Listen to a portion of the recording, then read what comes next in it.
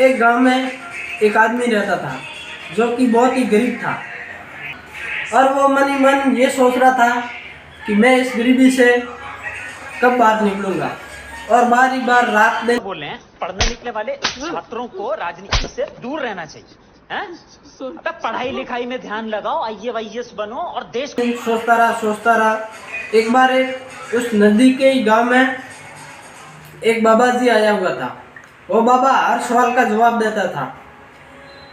उस इंसान को वो सवाल का जवाब जानना था तो वो निकल जाता है उस बाबा की ओर उस सवाल का जवाब जानने के लिए।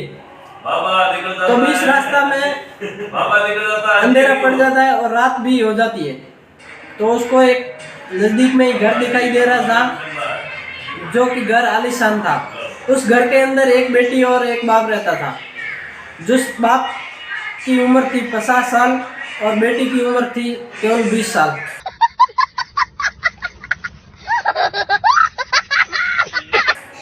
और बेटी वो गूंगी थी, बोल नहीं पा रही थी।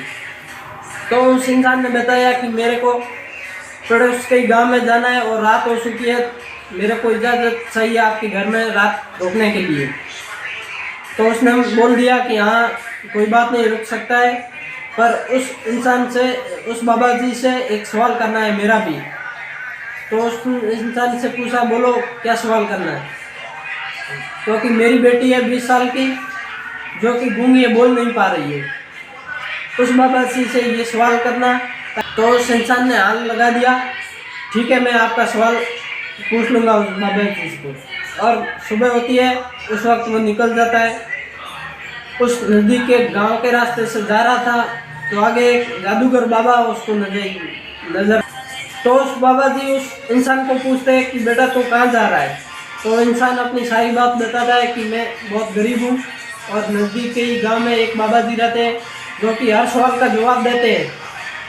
तो उस बाबा ने आपका एक उस इंसान के सामने सवाल रखा कि मेरे को स्वर्ग में जाना है पर मैं जा नहीं पा रहा हूँ, मैं कब जाऊँगा और कैसे जाऊँगा। उस बाबा जी से मेरा ये भी सवाल करना है। तो उस इंसान ने हाँ मिला दिया, हाँ मैं ये भी पूछ लूँगा।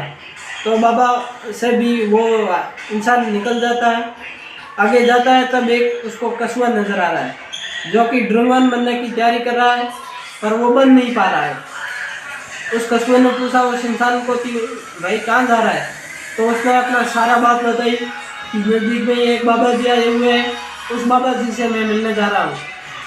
तो उस कछुए ने बोला कि मैं ड्रगन बनने की तैयारी कर रहा हूँ 12 महीने से, पर मैं बन नहीं पा रहा हूँ। उस बाबा जी से ये मेरा भी एक सवाल करना है। उस इंसान ने हाँ मिला दिया, हाँ मैं पूछ लूँगा। पर अगले दिन मॉर्निंग में वो पहुँच ही जाता है उस बाबा जी के पास। तो उस बाबा जी से ये सवाल रखते हैं। तो उस बाबा जी का एक शर्त थी कि मेरे को कोई भी इंसान केवल 3% पूछ सकता है, इससे ज़्यादा इस सवाल का इजाज़त नहीं है और न ही कोई इसका जवाब होगा। तो उस इंसान ने मन ही मन सोचा कि मेरा तो खाली एक ही क्वेश्चन है कि मैं गरीब हूँ, मेरे को गरीबी से कैसे बाहर निकलना है। पर इन तीनों की ऐसी मुसीबत है, इस मुसीबत से ये बाहर नहीं निकल सकते। तो उसने उन खुद का तो सवाल साइड में रख दिया, उन तीनों का सवाल पूछा। पहला सवाल ये था जो कि कछुआ एक ड्रगन बनने की तैयारी कर रहा है पर वो बन नहीं रहा है।